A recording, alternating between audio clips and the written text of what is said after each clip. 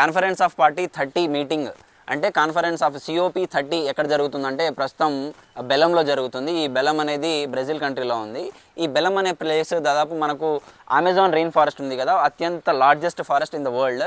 So ఇది lungs of the forest అని చెప్పేసి చెప్తారు. ఇక్కడ నుంచి దాదాపు 20% ఆఫ్ ఆక్సిజన్ అనేది ఇక్కడ నుంచి రిలీజ్ అవుతుంది. సో ఆ ప్లేస్లో ఈ కాన్ఫరెన్స్ ఆఫ్ పార్టీస్ అనేది 30 అనే మీటింగ్ జరుగుతుంది. ఇక్కడ ఈ మెంబర్స్ ఎంతమంది ఉంటారో వాళ్ళందరూ అక్కడికి వెళ్ళి ఎన్విరాన్మెంట్ గురించి డిస్కషన్ చేస్తారు. So first conference of party ఎక్కడ జరిగిందంటే సేమ్ బ్రెజిల్లోనే జరిగింది అండ్ 30th కూడా అక్కడే జరగబోతుంది.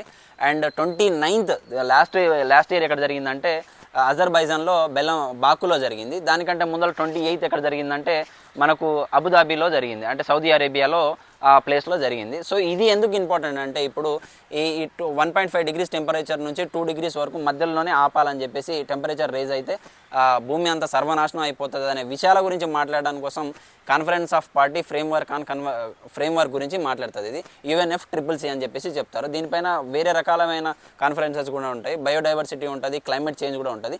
ఇప్పుడు జరిగేది మాత్రం క్లైమేట్ చేంజ్ పైన జరుగుతుంది.